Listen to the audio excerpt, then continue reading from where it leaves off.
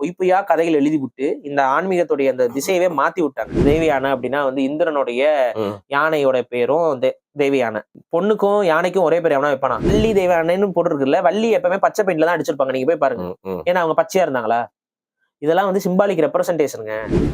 நாணப்பழம் அவருக்கு கிடைக்கலையா? சரி, கிடைக்காதனால கோச்சுக்கிட்டு வந்து உட்கார்ந்தாருல, அந்த கோச்சுக்கிட்டு வந்து உட்கார்ந்தனாலதான் தைப்பூசம்ங்கிறாங்க.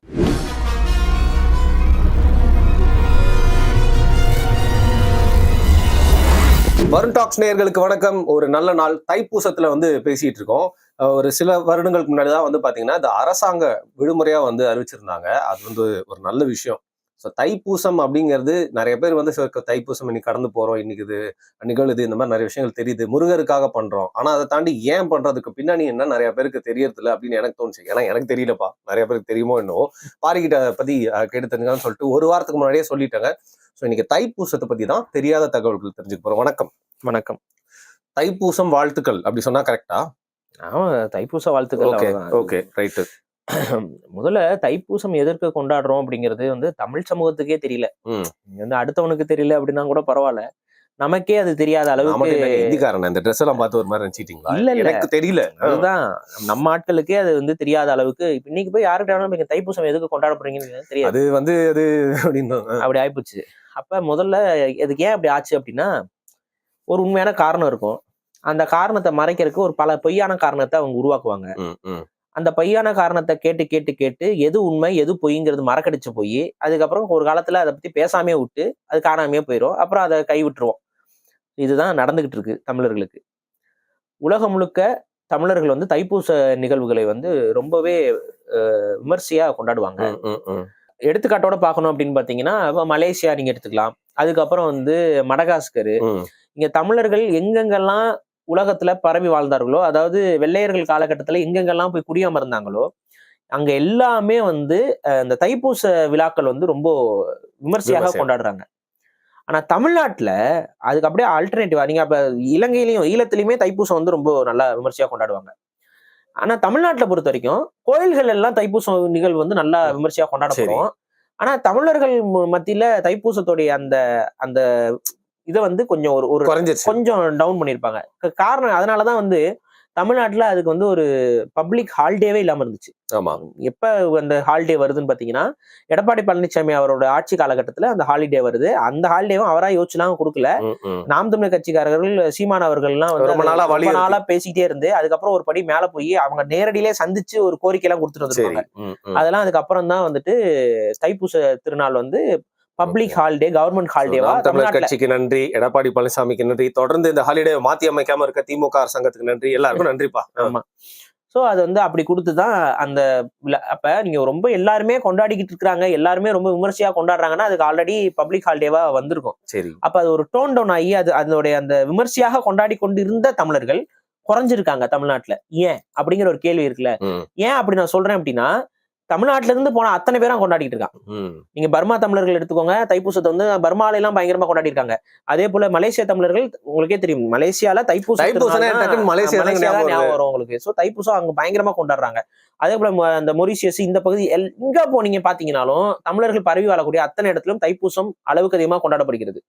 ஆனா தமிழ்நாட்டுல அது கொஞ்சம் டவுன் ஆயிருக்குன்னா, எவனோ ஒருத்தன் தைப்பூச கொண்டாட்டத்தை கொஞ்சம் கொஞ்சமா இருட்டடி பண்ணிருக்காங்கிறது அப்பட்டமா தெரியுதா இல்லையா? இலங்கையிலும் நல்லா கொண்டாடுறாங்க. இப்ப தமிழ்நாட்டு அரசியல்ல தான் தைப்பூசம் என்பது இருட்டடிப்பு செய்யப்பட்டிருக்கு அப்படின்னா அது வேற ஒண்ணும் இல்ல. இந்த தைப்பூசத்தின் மேல ஏதோ ஒரு காழ்ப்புணர்ச்சி இந்த ஆன்மீகத்தை தூக்கி சுமந்துகிட்டு இருக்கக்கூடிய ஆட்களுக்குள்ள இருக்கு. புரியுதுங்களா? அப்படிதான் நம்ம பாக்குறோம். அதனாலதான் தைப்பூசத்திற்கு அந்த கதைகள் எல்லாமே மாத்தி மாத்தி மாத்தி மாத்தி தப்பு தப்பா சொல்லி சொல்லி சொல்லி இன்னைக்கு வந்து நிறைய பேருக்கு தைப்பூசம்னா எவ்வளவு கன்றாவியான ஒரு கதையை சொல்லுவாங்க அப்படின்னா, முருகன் கோச்சுக்கிட்டு போன நாளும் வாங்கி, அதாவது அவங்க அப்பா அம்மா கிட்ட இருந்து கோச்சிட்டு இங்க வந்துட்டாரு, பழனில இருந்து உட்கார்ந்தாருனால அந்த அதுவே மொத்தமாவே போய் கதை. அந்த கதையும் சொல்லிடுறேன், நிறைய பேருக்கு அதுவும் தெரிய மாட்டேங்குது. இவங்களுக்கு திருவிளையாடல் படம் பார்க்கல, அனிமே தெரிஞ்ச அளவுக்கும் கூட இவங்களுக்கு வந்து எந்த ஒரு அடிப்படையுமே தெரிய மாட்டேங்குது. அப்படிதான் இருக்காங்க நிறைய பேர். அப்ப முருகனுக்கு சொல்லப்படுற கதை நிறைய பேருக்கு தெரிஞ்ச கதை தான், உங்களுக்கே தெரியும். அதாவது வந்து நாரதர்கிட்ட ஒரு கனி கிடைக்கும். அந்த கனி வந்து ஒரு ஞானக்கனி. அது என்ன ஞானக்கனி? மாங்கனி, ஞானக்கனி. ஒரு பழம் சாப்பிட்டா அறிவு வளர்ந்துருமா? எவ்வளவு பெரிய உருட்டு பாருங்க. அந்த உருட்டுக்கு ஒரு பழம் கிடைச்சிருச்சு அவருக்கு. சரி, இந்த பழத்தை அவர் எடுத்துக்கிட்டு அவர் நாரதரோட வேலை என்ன? சண்டை மூட்டி விடுறது, கலகம் மூட்டி விடுறது. அவர் பாக்குறாரு இந்த குடும்பம் வந்து குதூகலமாக இருக்கிறது. இன்னைக்கு நிறைய பேர் நாரதர்கள் இருக்கிறாங்க இந்த உலகத்துல. ஒரு குடும்பம் மட்டும் குதூகலமா இருக்கு, ஏதாவது பண்ணி விடுங்க நாரதர். அப்போ வந்து என்ன இவங்க நல்லா எங்கள் வீட்டில் எல்லா நாளும் கார்த்திகைன்னு வாழ்ந்துகிட்டு இருக்காங்க. சிவனு பார்வதி அது அண்ணன் தம்பி 2 பேரும் நல்லா ஒற்றுமையால இருக்காங்க. பிரிச்சுடுவோம் வா அப்படின்னு சொல்லிட்டு இந்த பழத்தை தூக்கிட்டு வராரு. வந்து இது ஞானப்பழம், இதை வந்து எனக்கு ஒண்ணுதான் கிடைச்சது, இத ஆனா முழுசாதான் சாப்பிடணும், ஏன்னா பிரிச்சு சாப்பிட்டோம்னா அந்த ஞானம் வந்து கிடைக்காது, அதனால வந்துட்டு முழுமையாக சாப்பிடணும், ஒருத்தர் தான் சாப்பிடணும், அதை யாருக்கு நீங்க கொடுங்க, நீங்களே முடிவு பண்ணி கொடுங்கன்னு சொல்லிட்டு சிவன் கிட்ட ஒப்படைச்சிட்டு போயிட்டாரு. அவரு தெரியும்டி நீ எதுக்கு இந்த வேலையை பண்றேன்னு சொல்லிட்டு அவர் என்ன சொல்றாரு, ஒரு போட்டி வைக்கிறாப்புல. அந்த போட்டி என்ன அப்படின்னு பாத்தீங்கன்னா, யார் வந்து உலகத்தை சுற்றி வருகிறார்களோ, சீக்கிரமா சுத்திட்டு வராங்களோ, முதல்ல சுத்திட்டு வராங்களோ அவங்களுக்கு தான் இந்த ஞானப்பழம் என்பது கொடுக்கப்படும் அப்படின்னு சொல்றாரு. உடனே வந்து இவர் என்ன பண்றாரு, மயில எடுத்துட்டு அப்படியே உலகம் முழுக்க அப்படியே சுத்துறாரு. சுத்திக்கிட்டு இருக்காரா. இவர் வந்து விநாயகர் வந்து ரொம்ப அழகா யோசிச்சு, சரி அம்மையப்பர் தானே உலகமே, அப்பனே அப்படின்னு சொல்லிட்டு அப்படி ஒரு 2-3 சுத்து விடு இங்க சுத்திடுறாரு. சுத்திட்டு அந்த பழத்தை ஃபுல்லா சாப்பிட்டு முடிச்சிடுறாரு. முருகன் வந்து பார்த்து எங்க அந்த பழம்னு கேட்கும் பொழுது, நான் அதை சாப்பிட்டுட்டேன் அப்படிங்கிறாரு. எப்படி நான் தானே சுத்திட்டு வந்தேன், நீ சுத்தவே ஆரம்பிக்கலையே அப்படின்னு. அப்ப வந்து சொல்றாங்க, அப்பா அம்மா தான் உலகம்ங்கிறனால இவர் எங்களையே சுத்தி வந்துட்டாரு அப்படின்னு சொல்லி சாமர்த்தியமா வந்து இவர் வாங்கிட்டாரு. இதுல முருகனுக்கு கோவம் வந்துருச்சு, கடவுளுக்கு. இதெல்லாம் எவ்வளவு கடவுள்களை அல்பத்தனமா இவங்க எழுதியிருக்காங்கிறத தயவு செஞ்சு உள்வாங்கிக்கோங்க. இதெல்லாம் வந்து உங்க கடவுள்கள் மீது அவங்களுக்கு பற்றுதலோ இதுவோ இல்ல, அவங்களுக்கு என்னன்னா உங்க கடவுள்களை இழிவுபடுத்தணுங்கிறதுக்காக இந்த கதைகள், இந்த கற்பனை கதைகள் சாதாரண மனுஷங்க மாதிரி ஃபீல் பண்ண வைக்கிற மாதிரி. மனுஷங்க மாதிரி கூட இல்லைங்க, இது வந்து அதை விட ஒரு அற்பத்தனமான கதைகள். ஆமாங்க, மனுஷங்க தானே கோவம் பொறாமை எல்லாமே இருக்கும். கோபம் பொறாமை இது இது இது இது அல்பத்தனம் இல்லையா? கண்டிப்பா. கோபம் பொறாமைனா கூட ஓகே, இது அல்பத்தனம் இல்லையா? உடனே அந்த என்ன அப்பா அம்மாட்ட நான் கோச்சுக்கிறேன் அப்படின்னு சொல்லிட்டு இவர் கோச்சிட்டு அன்னில இருந்து அவர் கோமணத்தை கட்டிக்கிட்டு அவர் வந்து அங்க பழனி மலையில வந்து உட்காந்துட்டாரு. அப்போ தான் வந்து ஔவையார் வந்து பழம் நீ அப்படின்னாங்களாம், அதனால பல நீன்னு வந்துருச்சு அப்படின்னு சொல்லி இப்படிலாம் போட்டு கதையை போட்டு பொய்யா போட்டு ஆவினன் குடில் அப்படிங்கறதுதான் அந்த அந்த ஊருடைய பெயரு. பொழில் அப்படிங்கிறது அந்த இடத்துல இருந்தா பழனின்னு அது மருவி வந்திருக்கு. அதுக்கும் இந்த பழத்துக்கும் இந்த சம்பந்தம் கிடையாது. இதெல்லாம் வந்து பிற்காலத்துல வந்த பிராமணர்கள் இவங்க என்ன பண்றாங்க, பொய்யா கதைகள் எழுதி விட்டு இந்த ஆன்மீகத்துடைய அந்த திசையவே மாத்தி விட்டாங்க. எதை மறைக்கிறதுக்கு இந்த கதை வந்துச்சு அப்படின்னா, பழனி ஆண்டவர் அப்படிங்கிறவரு ஆண்டி குளத்துல இருப்பாருங்கிறது மக்களுக்கு தெரியும். ஏன் முருகர் ஆண்டி குளத்தில் இருக்கிறாருங்கிற கேள்வி வருது. அதுக்கு ஒரு விடை சொல்லணும். ஆண்டிகள்னா யாரு? துறவரம் மேற்கொண்டவர்கள். அப்ப முருகன் ஒரு துறவரம் மேற்கொண்டிருக்காருங்கிறது தெரிஞ்சிருச்சுன்னா முருகனுடைய ஒரிஜினல் ஐடென்டிட்டி தெரிஞ்சு போயிடும். ஒரு துறவி, துறவரம் மேற்கொண்டவரு. சாரி பாரி, துறவரம் மேற்கொண்டுட்டாருன்னா அதுக்கு முன்னாடி அப்ப வேற ஏதோ தானே இருந்தாரு, கிங் மாதிரி ஏதோ ஒன்று இருந்திருக்கு. ஆமாங்க, அவர் ஒரு அன்னைக்கு வந்து என்னன்னா இந்த கிங்ஸ் எல்லாமே இந்த காட்லி கிங்ஸ். அவங்க நீங்க இன்னைக்கு பாக்குற அரசர்கள் மாதிரி குடும்ப அரசர்கள் கிடையாது, அவங்க பிறப்பின் வழி வருபவர்கள் கிடையாது. அன்னைக்கு ஒரு இப்ப எப்படி எடுத்துக்கணும்னா, இன்னைக்கு தலாய்லாமா இருக்காருல்ல, ஆமா, அவர் என்ன சொல்லுவீங்க, ஒரு பூதா மாதிரி, புத்த மதத்துடைய டாப் மோஸ்ட் பவர் அவர்கிட்ட தான் இருக்கும். அதே போல அன்னைக்கு வந்து தமிழர்களுடைய வாழ்வியல்ல அவங்கதான் ரூலரா இருந்திருப்பாங்க. அவங்க சொல்றதா மித்தவங்க கேட்டு நடந்திருப்பாங்க. எது நல்லது எது கெட்டதுங்கிறத இந்த ஸ்கூல் ஆஃப் தாட்ஸ் அவங்க கிட்டதான் இருக்கும். அந்த மாதிரி ஒரு ஸ்பிரிச்சுவல் கிங்னு வச்சுக்கோங்களேன். அவங்க கிட்டதான் எல்லாமே, அவங்கதான் போர்க்கலைகள் உருவாக்குவாங்க, அவங்கதான் வந்து மெடிசன் ரிசர்ச் அவங்க கிட்டதான் இருக்கும், ரிசர்ச் அங்கதான் இருக்கும். அவங்கன்னா ஒரு ஸ்கூல் ஆஃப் தாட்ஸ் நிறைய பேர் இருப்பாங்க. ஒருத்தருக்கு கீழே அத்தனை பேர் இருப்பாங்க. ஒரு அதுதான் சங்கம். தமிழர்கள் சங்கம்னு சொல்றதே அதுதான், அந்த தமிழ் சங்கம். அப்ப அந்த சங்கத்துடைய தலைவராக அவங்கதான் அன்னைக்கு அந்த உச்சபட்ச பவர்ல இருந்தவங்களும் கூட. அவதான் அரசராகவும் இருந்திருப்பாங்க. அந்த அடிப்படையில தான் ராவணன் எல்லாருமே, புரியுதுங்களா? முருகன்லாம் முன்னாடி, அதுக்கப்புறம் அது பின்னாடி வரும்போது ராவணன் இவங்க எல்லாம் வராங்க. அப்ப முருகன் வந்து ஒரு ஸ்பிரிச்சுவல் லீடரா இருந்து அன்னைக்கு அந்த உலக மக்களை வழிநடத்தியவர் அவர் தான். கிங்கும் அவர் தான், அரசனும் அவர் தான். அதனாலதான் அவருக்கு ராஜகுலமும் போடுறாங்க. ஆனா அவர் வந்து துறவரத்தை மேற்கொண்டவர் தான். அப்ப துறவி கோலமும் அவருக்கு இருக்கு. அல்டிமேட்டம் கடைசியில. அதே போல அவருக்கு கல்யாணம் ஆகி 2 பொண்டாட்டி இருக்கிறது, இதெல்லாம் நீ டான்ஸ் கதை. தேவி யானை அப்படின்னா வந்து இந்திரனுடைய யானையோட பேரும் தேவி யானை. பொண்ணுக்கும் யானைக்கும் ஒரே பேர் எவனா வைப்பானா? இந்திரனுடைய, அதான் தெய்வ யானை அப்படின்னா இந்திரனுடைய யானையோட பேரு. அந்த தெய்வ யானை அப்படிங்கிறத தேவ யானை அப்படின்னு சொல்லி வச்சுப்புட்டு இப்ப அதையும் மாத்தி தேவ யானைன்னுலாம் இல்ல. இப்ப நீங்க போய் கோயில்ல பாருங்க, தமிழ்நாட்டு கோயில்கள்ல நிறைய இடத்துல மாத்திக்கிட்டே இருக்காங்க. தேவசேனான்னு பிடிச்சி. தேவசேனாவா அப்படின்னா அது பேரமா இது பாகுபலி படத்துல வர அதுதாங்க. character தான். அது இப்ப பாருங்க, இப்ப போய் பாருங்க, தேவசேனான்னு போட்டிருப்பாங்க நிறைய கோயில்கள்ல. ஏன் மாத்தணும்? தேவி யானை கண்டுபிடிச்சிட்டோம்ல. இப்ப தெய்வ யானைனா இந்திரனோட யானை பேரு, அதை கொண்டு வந்து எப்படி இந்திரனோட மகள்னு பேரு எப்படி வந்துச்சு நம்ம கண்டுபிடிக்கிறோம்ல. இப்ப தேவசேனான்னு மாத்திட்டா அப்படியே போ. இந்த இந்த வேலையை பண்ணிக்கிட்டே அலைஞ்சிட்டே இருப்போம் நம்ம அலைஞ்சிட்டே குழம்பி கன்ஃபியூஸ் ஆகி போ. அதே போல வள்ளி தெய்வானைன்னு போட்டுருக்குல்ல, வள்ளி எப்பவுமே பச்சை பெயிண்ட்ல தான் அடிச்சிருப்பாங்க. நீங்க போய் பாருங்க. ஏன்னா அவங்க பச்சையா இருந்தாங்களா? இதெல்லாம் வந்து சிம்பாலிக் ரெப்ரசன்டேஷனுங்க. இயற்கை.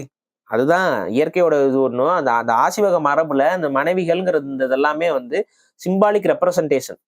இது ஒரு உருவகம் தான். அது பச்சையா ஒரு பெண்ணை காட்டுறது வந்து இயற்கையை குறிக்கிறது. அதெல்லாம் பச்சையம்மான்னா பச்சையம்மாங்கிறது இயற்கை. ஒரு கிளி இருக்கும், பச்சை கலர் கிளி ஒண்ணு இருக்கும். நீங்க வள்ளிக்கும் போய் பாருங்க, வள்ளி தான் பச்சையம்மா. சரி, வள்ளி வேற. வள்ளி ஒரு குறவர் வீட்டுக்கு பெண் அப்படின்னு சொல்லி இந்த கதையெல்லாம் இவன் வந்து எழுதுனது. அது என்னன்னா வள்ளி தெய்வானே அப்படிங்கும்போது அவங்க அப்ப நீ என்னன்னா ஒரு மனைவியை வந்து துரோகம் பண்ணிட்டு இவர் வந்து இன்னொரு மனைவி கிட்ட இது பண்ணாரா? அப்ப ஒருவனுக்கு ஒருத்திங்கிறது தமிழர் பண்பாடு இல்லையா? இந்த மாதிரி ஆயிரக்கணக்கான கேள்விகள் வரும். கேசனோவா மாதிரியே காமிக்கிறது. இது எல்லாமே இவங்க எழுதின கதைகள். அங்க மனைவிகளாக காட்டப்படுபவர்களுக்கு அது வந்து உருவகங்கள் தான். அது ஒரிஜினல் ரியல் வைஃப் கிடையாது. இவருக்கு இருக்க அதே உருவகங்கள் நீங்க ஐயனாருக்கு இருக்கும். புரியுதா? நீங்க மனைவிகள்னு காட்டப்படுற நிறைய கதாபாத்திரங்கள் வந்து உருவகங்கள் தான். அந்த உருவங்களை வந்து இப்ப அதே போல விநாயகருக்கு வந்து பாத்தீங்கன்னா வடக்குல 2 மனைவின்னு சொல்லுவாங்க. அந்த விநாயகரோட மனைவிகள் பேர் வந்து புத்தி சித்தின்னு இருக்கும். சித்தி புத்தினா இது என்னது? இது அது இதெல்லாம் வந்து சிம்பாலிக்கா வந்து இருக்கிறது வந்து அவங்க மனைவிகள் போல அவங்க உருவகப்படுத்தி அதை இது பண்ணிருக்காங்க. அதை இவங்க வந்து கதையை வந்து பிற்காலத்துல போட்டு அடிச்சு குழப்பி இந்த மாதிரி மதத்தையே போட்டு குழப்பி விட்டாங்க. அப்ப ரியாலிட்டியில என்ன அப்படின்னு பாத்தீங்கன்னா, அவர் ஒரு சித்தர். முருகன் தான் தலைமையான ஒரு சித்தராக, அந்த சித்தர்களுக்கு எல்லாம் தலைவனாக இருந்தவர் முருகர். அவர் அதனாலதான் பல சித்தர்கள் வந்து அவருக்கு வந்து வழிபாடு. இப்ப பழனியில வந்து யார் வந்து வைக்கிறா? போகர் தான் வந்து சிலை வைக்கிறார். போகர் ஒரு பெரிய சித்தர். அங்க பாத்தீங்கன்னா பழனிக்கு போனப்போ தோணுச்சு, முருகரை ஈக்குவலா நாங்க போகரையும் வழிபடுறோம் அப்படின்னு என்கிட்ட நிறைய பேர் சொல்லுவாங்க. ஆமாங்க, போகர் தான் அந்த கோயிலே உருவாக்குறாரு. முருகனுக்கான சன்னிதானத்தை அங்க உருவாக்கி, அது ஆசிவக மரபுல அந்த அந்த எல்லாமே அந்த இடத்துல அமையப்பட்டிருக்கிறால முருகனுக்கு அங்க சன்னிதானத்தை உருவாக்கி அவர் அங்க போகரும் அங்கே ஜீவசமாதி ஆகிறாரு. முருகருக்கு அங்க உருவாக்குறாரு. இப்ப என்னன்னா பழனியிலையும் தான் வந்து தைப்பூசம் வந்து ரொம்ப விமர்சையா கொண்டாடப்படும். இப்ப நான் சொல்றேன் இந்த தைப்பூசம்ங்கிறதுல என்னன்னா வரேன், அது முன்னாடி இந்த பேசிக் தெரியணுங்கிறத நான் சொல்றேன். அப்ப முருகனை பொறுத்தவரை அவர் ஒரு இந்த மண்ணில் வாழ்ந்த ஒரு இந்த ஒட்டுமொத்த தமிழ் இனத்திற்கும் தலைவனாக இருந்து, தமிழ் இனத்திற்கு இன்னல்கள் வரும் பொழுதெல்லாம் அங்க படை நடத்தி பாதுகாத்து, அதன் மூலமாக தமிழர்களை இந்த மாதிரியான பிரச்சனைகள் வந்தா அவங்க தங்களை பாதுகாத்துக் கொள்வதற்கான அத்தனை வழிமுறைகளையும் கற்றுக் கொடுத்து, சேவற்கொடியோடு களம் கண்ட ஒரு வீரனாகவும் ஒரு தலைவனாகவும் ஒரு ஆண்டவனாகவும் அரசனாகவும் இருந்தவர் தான் முருகன். அவர் அதனாலதான் படை வீடுன்னு பேரு. இந்த படை வீடு எல்லாமே வந்து அந்த காலத்துல என்ன நினைக்கிறீங்கன்னா, படை வீடுன்னா அங்க படை கட்டி சண்டை போட்டதுனால படை வீடு அப்படின்னா அது கிடையாது. ஆக்சுவலா படை வீடுங்கிறது எதனால வருது அப்படின்னா, கண்டெய்ன்மெண்ட்ஸ்ன்னு சொல்லுவாங்கல்ல, ராணுவ அதாவது அன்னைக்கு இருந்த வழிபாட்டையே அவர் எப்படி மாத்துறாருன்னு பாத்தீங்கன்னா, ஒரு போருக்கான பயிற்சியாக மாத்துறாரு. காவடி அதெல்லாம் காவடி எடுக்கிறது வேற ஒண்ணுமே இல்ல. இன்னைக்கு வந்து எப்படி சோல்ஜர்ஸ் வந்து பேக்ஸ மாட்டிக்கிட்டே ஓடுறாங்கல்ல, அந்த ட்ரைனிங் அதே ட்ரைனிங் தான் அது. இன்னைக்கு நீங்க காவடி எடுக்கிறப்ப நீங்க வந்து எல்லாத்தையும் உணவுப் பொருட்கள் இது எல்லாத்தையும் வச்சுக்கிட்டு காவடி ஆயுதம் எல்லாத்தையும் ஆயுத காவடி எல்லாமே இருக்குங்க. இந்த காவடி எல்லாமே என்ன பொருள்னா இது எல்லாத்தையும் எடுத்துட்டு போறது வர்றது. அப்ப இந்த ஒரு அந்த ட்ரைனிங் இந்த ட்ரைனிங் அப்படியே நீங்க வந்து சைனீஸ் கிட்ட பாத்தீங்கன்னா ஷாவோலின் டெம்பிள்ஸ்ல தூக்கிட்டு போவாங்க. அப்படிதான் இருக்கும் அவங்களோட இது தூக்கிட்டு போவாங்க பாத்தீங்களா? நான் இந்த ஸ்கிரீனுக்காக காமிக்கிறேன். கையை அப்படி வச்சுக்கிட்டு இப்படி 2 கையில பக்கெட்டை தூக்கிட்டு ஓடுவாங்க பாத்திருக்கீங்களா? 36 சேம்பர் ஆஃப் ஷாவோலின். இதேதான் அந்த வழிபாடும் இதுவும் ஒண்ணுதான். புரியுதுங்களா? அதுவும் முருகனுடைய வழிபாட்டு மரபு தான் அவங்களும் எடுத்து வச்சிருக்காங்க. ஷாவோலின் டெம்பிள்ஸும் அதே தான். அதே போல அங்க இருக்கக்கூடிய குருமார் இருப்பாங்க, அவங்கதான் வந்து கத்துக் கொடுப்பாங்க. அங்க எல்லா அறிவும் சொல்லி தரப்படும். பண்பு, குணம், அறிவு, எழுத படிக்க சொல்லி கொடுப்பாங்க. பொறுமை, சண்டை போடுறதுக்கும் அவங்களுக்கு சொல்லி கொடுப்பாங்க. மருத்துவமும் அங்க படிப்பாங்க. குக்கிங் லெவலுக்கு வரைக்கும் இருக்கும். எல்லாமே அங்க சொல்லி கொடுப்பாங்க. ஒரு ஹோல்சம் லெசன் வந்து அந்த இடத்துல சொல்லி தரப்படும் எல்லா மாணவர்களுக்கும். அப்ப அந்த மாதிரியான ஸ்கூல்ஸை உருவாக்குறாரு. அங்கதானே எல்லாரும். அப்ப அங்க அந்த மக்களை வந்து நெறிப்படுத்தி இது பண்றதுக்கு முருகனுக்கு அழகு குத்துறது இது எல்லாமே என்ன மரபுனா போர் மரபு தான். போர்ல வந்து பாத்தீங்கன்னா ஆயுதங்களுக்கு பயந்தவன் தான் போருக்கு பயப்படான். அப்ப அவனுக்கு அதை பழக்கப்படுத்துறதுக்கு சின்ன வயதுல இருந்தே அவனுக்கு அழகு குத்துறது இதெல்லாம் அவனுக்கு பழக்கப்பட்டுருச்சுன்னா இது உடம்புல குத்துனா இவ்வளவுதான் வலிக்கும், இதுல சரியாயிரும்டா, அப்புறம் சரியாயிரும், ஒன்னும் பிரச்சனை இல்லை அப்படிங்கிற அந்த உளவியலை உருவாக்கிறது.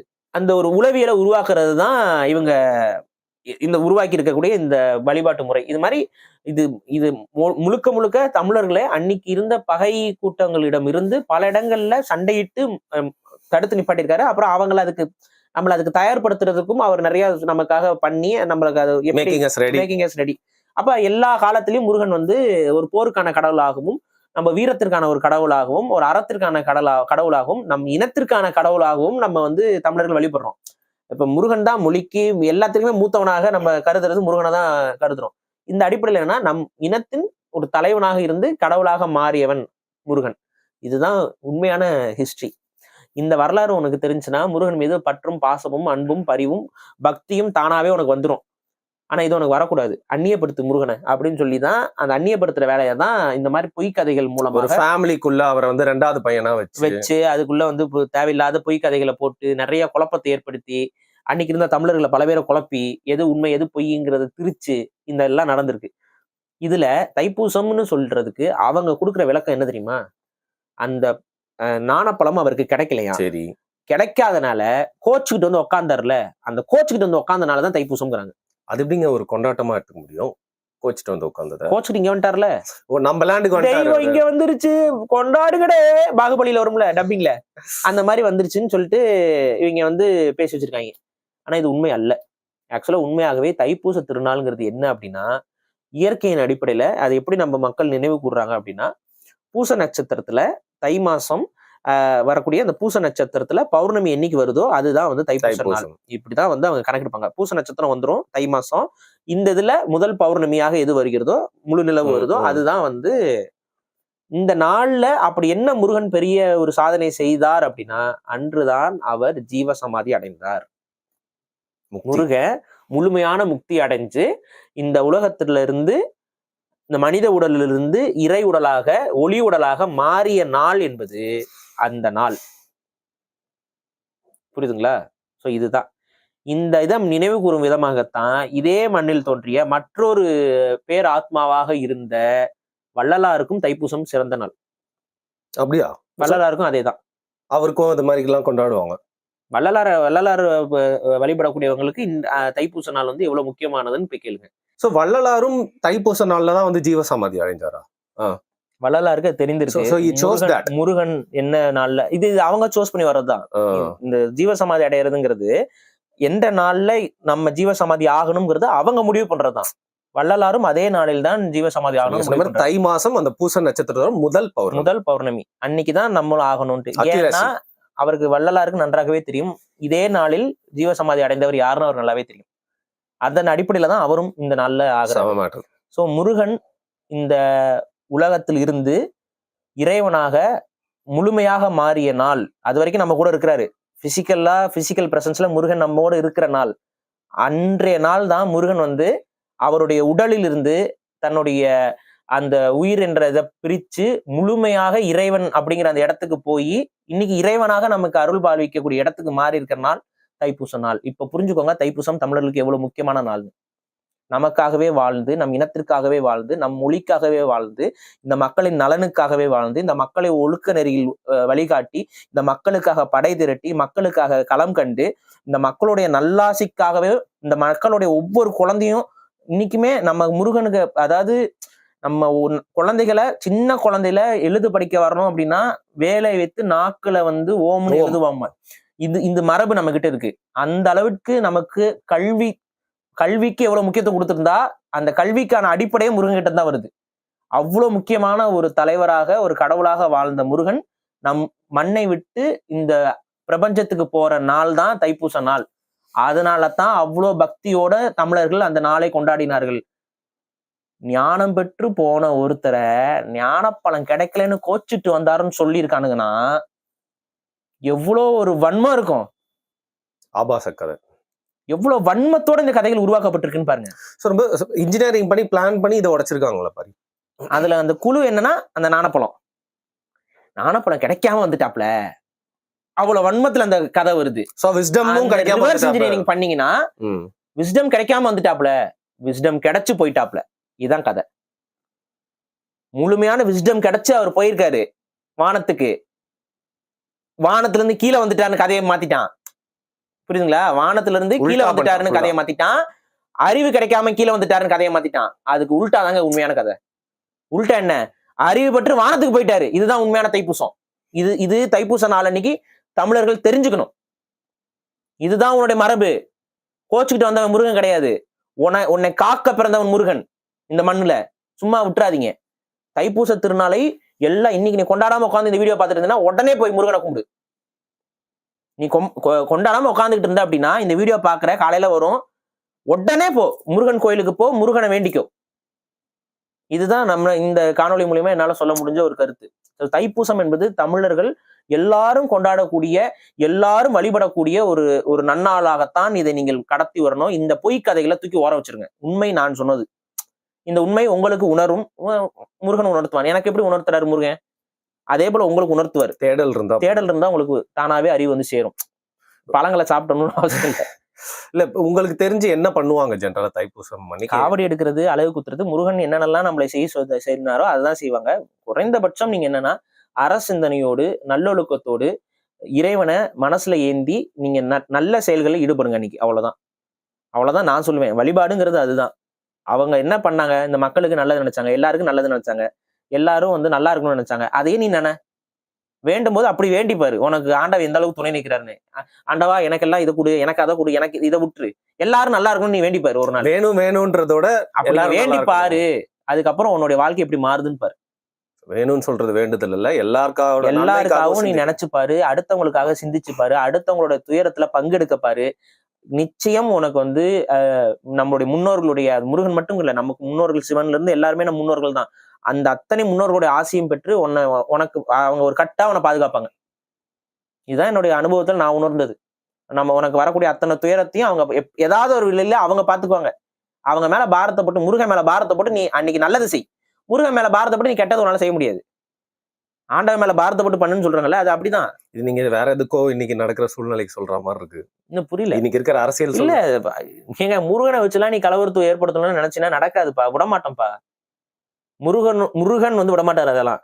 இங்க முருகன் வந்து இங்க இந்த மண்ணின் மக்கள் நல்லபடியாக வாழணும், இந்த மக்கள் சந்தோஷமா வாழணும்னு நினைக்கிற ஒரு நபர்.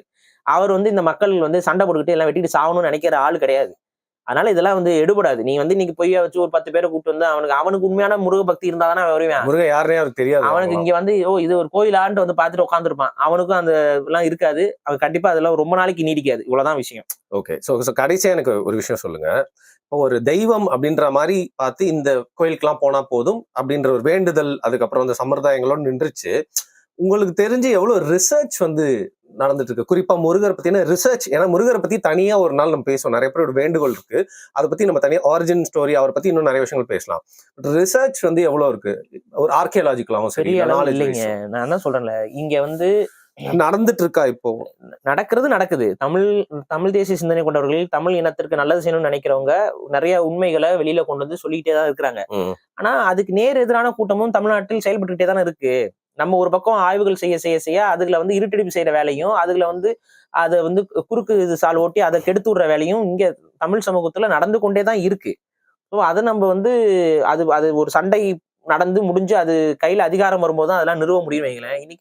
இன்னைக்கு நான் என்ன சொல்றேன்னா, இப்ப முருகனுடைய ஐடென்டிட்டி அப்படின்னு வரும் பொழுது நீ வந்து என்னுடைய பிரதான கடவுளே முருகன் தான். சிவன் வந்து ஆரம்பத்திலிருந்தே தமிழர்கள் வழிபட்டு வந்தாலும் தமிழ் மொழி அப்படிங்கிற அந்த ஒரு அடிப்படையில எல்லா மற்ற இனங்கள்லாம் உருவானதுக்கு அப்புறம் உருவான கடவுள் வந்து முருகன். புரியுதுங்களா? நமக்குன்னு தனித்துவ கடவுள் வந்து முருகன். இப்ப சிவன் வந்து எல்லா நாட்டிற்கும் இறைவன், எல்லா நாட்டிற்கும் இறைவன் தான் சிவன். எல்லா லேண்டுக்கு. ஏன்னா அந்த டைம்ல வந்து சிவன் வாழ்ந்த காலத்திலையும் அவர் ஜீவசமாதி ஆன காலகட்டத்திலையும் வந்து தமிழ் இனம்னு ஒரு அதுதான் ஒட்டுமொத்த மனித இனம். அந்த மனித இனம் பிரியும் போது அவர் எல்லாருக்குமே கடவுளா இருக்காப்ல. ஆனா தமிழ் இனம்னு ஒரு இனமாக கட்டமைக்கப்பட்டதுக்கு அப்புறம் அதற்கு ஒரு தலைவனாக வந்து அந்த இனத்திற்காக சிந்திச்சு செயல்படுறாரு பாருங்க, அவர் முருகன். அதனாலதான் முருகனை மத்தவன் பெருசா கொண்டாட மாட்டேங்கிறான், அது பெருசா முருகனை வந்து எடுத்துக்க மாட்டேங்கிறான். ஆனா இயல்பாகவே அந்த பாசமும் பற்றும் நம்ம தமிழர்களுக்கு ரத்தத்துல ஊறிடுது. எப்படி, எதனால ரத்தத்துல முருகன் டக்குன்னு நமக்கு ஏன் நெருக்கமாகறாரு? சிவனை காட்டிலும் முருகன் வரும்போது ஒரு அன்பும் ஒரு பாசமும் நமக்கு ஏன் ஒரு படி மேல வருது? அதுக்கு ரீசன் வந்து என்னன்னா, அந்த ஒரு தமிழ் ஐடென்டிட்டிங்கிறதுக்குள்ள முருகன் தன்னை வந்து தக்க வச்சுக்கிறாரு. சிவன் வந்து தமிழ் ஐடென்டிட்டிக்குள்ள வரல. சிவன் வந்து பொதுவான ஒரு நியூட்ரல் ஜோன்ல இருக்காப்ல. முருகன் மட்டும்தான் அந்த தமிழ் ஐடென்டிட்டிக்குள்ள வராரு. தமிழ் புலவர்கள் இருந்து எல்லாருமே முருகனை தான் தமிழ் கடவுள்னு சொல்றாங்க. வேற சிவனையே தமிழ் கடவுள்னு சொல்லல. அந்த மாதிரி ஒரு சிவனோட நாக்குல இருந்து வந்தது ஒரு பக்கம் சமஸ்கிருதம், ஒரு பக்கம் தமிழ்னு சொன்னாலும் சிவனை யாரும் தமிழ் கடவுள்னு சொன்னதே இல்லை. புரியுதுங்களா? ஆனா முருகனை தான் தமிழ் கடவுள்னு எல்லாருமே பாடுறாங்க, எல்லாருமே எழுதுறாங்க. அப்ப புரிந்து கொள்ளுங்கள், பிரதான கடவுளாக முருகன் தான் இருந்திருக்கிறாரு. அவருக்கான வழிபாட்டு வழிமுறைகள் ஆரம்ப காலகட்டத்துல வெவ்வேறு விதமாக மாறி இருக்கு. இன்றைய சூழல்ல வழிபாடு மாறி இருக்கு. ஆனா அடிப்படை என்ன அப்படின்னா, முருகன் யார் என்று தெரிந்து கொள்ளுங்கள். அதை மனசுல வச்சுக்கிட்டு நீங்க தைப்பூச திருநாளை அணுகுங்கள். தைப்பூச திருநாள் உங்களுக்காக இன்னைக்கு விடுமுறையாக மாற்றப்பட்டிருக்கு. இவ்வளவு நாளா தமிழ்நாட்டுல விடுமுறை இல்லாம இருந்துச்சு. மலேசியாக்காரங்களுக்கு பிரச்சனை இல்லை, அவங்களுக்கு ரொம்ப நாளா அது விடுமுறைக்கும் கொண்டாட்டத்துக்கும் ஒரு பெரிய ஒரு மேட்டர் இருக்குல்ல. டேய் வேலை அன்னைக்கு செஞ்சுட்டு எப்படா கொண்டாட முடியும்ன்ற மாதிரி ஒரு முக்கிய பிரச்சனையே இருக்கு. அதுல விடுமுறை பெரிய விஷயம் தான். சோ இப்ப இந்த விடுமுறை என்பதே ஒரு பெரிய வரப்பிரசாதமாகத்தான் வந்திருக்கு. அதுவும் ஒரு பெரிய போராட்டத்துக்கு அப்புறம் மக்கள்லாம் நிறைய பேர் என்னது தைப்பூசத்துக்கு இல்லையா அப்படின்னு சொல்லி தமிழ் தேசியவாதிகள் பலரும் சொல்லி பேசி சீமான் அவர்கள் நேரடியா போயிட்டு நோட்டீஸ் கொடுத்து அதுக்கப்புறம் எடப்பாடி பழனிசாமிங்கிற ஒரு தமிழரால் தான், அவர் பழனிசாமிங்கிற தமிழரால தான் வந்துச்சு அது. ஸோ அப்படிதான் வரணும்னு இருக்குது. ஸோ அது நடந்தது. அதுக்கு வாழ்த்துக்கள் சொல்லுவோம். இத்தனை ஆண்டுகளும் இல்லாம இருந்துச்சு. எல்லாம் ஆன்மீகவாதிகள் தான், எல்லாம் சாமி கும்பிடுறவங்க தான். ஆனா இவ்வளவு நாளா தைப்பூசத்துக்கு லீவ் விடணுங்கிற எண்ணம் கூட இல்லாம இருந்திருக்கு பாருங்க. ஸோ இதை நீங்க புரிஞ்சுக்கணும். சரி. இப்ப அன்னைக்கு முருகனை நினைச்சுக்கிட்டு வேண்டக்கூடியது, முருகனோட உண்மையான ஐடென்டிட்டியை நினைச்சு வேண்டுங்க. முருகன் உங்களுக்காகத்தான், நம் மக்கள் நல்லாக இருக்கணுங்கிறதுக்காகத்தான் அவர் எல்லா வேலையும் செஞ்ச நபர். அவர் உங்களுக்காக உழைத்த நபர். அவர் சும்மா அப்படி கடவுள் அப்படிலாம் இல்ல, சும்மா ஒரு இமேஜினரி காடாலாம் அவர் உருவாக்கிக்கல. அவர் நமக்காக வாழ்ந்தவர், நமக்காக இருந்தவர், நமக்காக யோசித்தவர். அதை மனசுல வச்சுக்கிட்டு அவருக்காக ஒரு நாள் நம்ம யோசிப்போம். அவங்க காட்டிய வழிகாட்டல் என்பது இறைவன் என்பவன் உங்களுக்கு உள்ள இருக்கிறாங்கிறது தான். கல்லுலயோ சிலைக்குள்ளேயோ இல்ல. இவங்க எல்லாருமே அவங்களுக்குள்ள இருக்கக்கூடிய இறையை தேடித்தான் இறை இடத்திற்கு இறையாகவே மாறி இருக்கிறாங்க. சோ இதைத்தான் நீங்க அதான் உண்மையான ஆன்மீகம். அதை தான் வள்ளலாரும் காட்டுறாரு, வழிகாட்டுறாரு. அதே ஆன்மீகத்தை தான் நானும் உங்களுக்கு நான் சொல்ல முடியும். இதுதான் வழி, இதுதான் பாதை. இதை மறைக்கிறதுக்கு தான் 1000 பாதை சொல்லுவாங்க. இதை அப்படி பண்ணு, அதை அப்படி பண்ணுன்னு. ஆனா இதுதான் வழி. இதுக்கான ஒரு அந்த ஆதி காலத்துல இருந்து நம்ம நம்பிக்கையாக இருக்கக்கூடியதுதான் அந்த தைப்பூச திருநாள். Okay, give me one word answer to finish this conversation. இப்போ நம்மளோட நெய்பர்ஸ் நார்த்லாம் நான் அந்த ஸ்கந்தா அதெல்லாம் நான் நிறைய பார்த்துருக்கேன். கொஞ்சம் கண்டுக்க மாதிரி இல்ல தெரியல. ஆனா நம்மளோட நெய்பர்ஸ் இல்ல பிரதர்ஸ் ஆர் நெய்பர்ஸ், கன்னடர்கள், தெலுங்கர்கள், கேரளா, இந்த மூணுத்துல யாருங்க ஒரு அளவுக்காவது முருகன் கோயிலா இருக்கட்டும் இல்ல அந்த ஒரு டச் யாருக்கு இருக்கு? இந்த 3 பேர்ல ஒரு அளவுக்குன்னா யாரு அதை வழிபடுறா? இல்ல 3 பேருக்குமே இல்ல. அதாவது தெலுங்கு பீப்புள்ஸ் ஓகே. ஏன் ஓகே அப்படின்னா, அவங்க இங்க தமிழ்நாட்டுக்கு திரும்ப வந்தாங்கல்ல. சோ இங்க இங்க திரும்ப தமிழ்நாட்டுல இருக்கக்கூடிய அந்த முருகன் ட்ரெடிஷன் அவங்க கொஞ்சம் ஒட்டிக்கிச்சு அவங்ககிட்ட. மத்தபடி மித்தவங்க கிட்ட சுத்தமா இருக்காது. Thanks to Malaysian people. இல்ல இன்னும் கொடுமை என்னன்னா, பல முருகன் கோயில்களை தான் அவங்க மாத்தி அதுவும் இருக்கு. திருப்பதிலாம் முருகன் கோயில் தான். அதை அவங்க அப்படியே மாத்தி அதை வைஷ்ணவ கோயிலா மாத்தி அது முருகனோட அடையாளத்தை மறைக்கடிச்சு இந்த வேலையெல்லாம் தனி கதை. இதெல்லாம் நிறைய அவங்க பண்ணி மாத்திட்டாங்க. சோ இப்ப அது இன்னைக்கு உட்காந்து நம்ம பேசிட்டு இருக்க முடியாதுன்னு வைங்க. ஏன்னா அது வைகுண்டமா அது வேற மாதிரி போயிடுச்சு. அப்ப இங்க பிரச்சனை என்னன்னா, முருக வழிபாடு மற்றவங்களுக்கு ஏதோ ஒரு விதத்துல ஒரு நெருடலா இருந்திருக்கு. ஏன் நான் சொல்றேன்னா, once upon a time north இந்தியால முருகன் ஃபேமஸான காடு. எப்பன்னா மௌரிய பேரரசு இருந்த காலகட்டத்துல, குஷான பேரரசு இருந்த காலகட்டத்துலாம் முருகன் முக்கியமான கடவுள். நீங்க சொல்லியிருக்கீங்க முக்கியமான கடவுள். குஷான் டைனஸ்டி அப்பவும் மௌரிய டைனஸ்டி அப்பவும் இதெல்லாமே கிட்டத்தட்ட ஒரு 1800 2000 ஆண்டுகளுக்கு முன்னாடி முருகன் அங்க பிரதான கடவுளா தான் இருந்திருக்காப்ல. அப்ப அங்க அப்படி பிரதான கடவுளா இருந்த முருகனை ஏதோ ஒரு கூட்டம் தான் அது இல்லாம ஆக்கி மறைச்சிருக்கு. என்ன வன்மை இவங்களுக்குன்னு தெரியல முருகன் மேல. அந்த இதை மாத்தி அவரோட வழிபாட்டை அப்படியே கொஞ்சம் கொஞ்சமா மட்டம் தட்டி மற்ற கடவுள்களை அப்படியே இது பண்ணி பூஸ்ட் பண்ணி வேற மாதிரி மாத்தி கொண்டு வந்து அப்புறம் கடைசியில அங்க நிறைய பேர் வழக்கொழிஞ்சே போயிடுச்சு. யாரும் வீட்டுல கூட வச்சிருக்க மாட்டாங்க. புரியுது. நீங்க முருகனோட போட்டோ எல்லாம் நீங்க நார்த்ல எல்லாம் பாத்தீங்கன்னா வீட்டுல கூட இருக்காது. சோ இதுதான் அங்க இருக்க ரியாலிட்டி. ஆனா ஃபேமிலின்னு வரும்போது அவங்க சொல்லுவாங்க கார்த்திகேயா, அதுக்கு வாயிலே வராதவங்களுக்கு கார்த்திகேயா. விநாயகர் மட்டும் கரெக்டா சொல்லிடுவாங்க. ஆனா முருகனை அவங்க கன்சிடரே பண்ண மாட்டாங்க.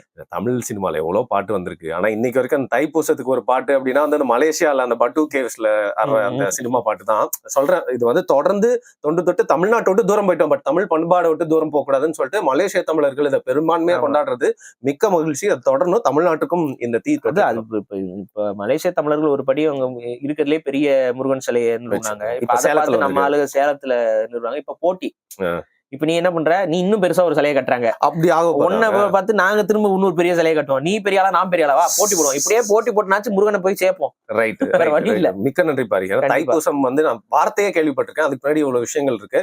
மக்கள் இதை வந்து அவங்க மனசுல ஏத்துக்கிட்டு வந்து இந்த வழிபாடு, இந்த பண்பாட்டு இந்த முறையை வந்து பாத்தீங்கன்னா தொடர்ந்து கடத்திட்டு போவாங்க அப்படின்னு நினைக்கிறேன். நன்றி. நன்றி.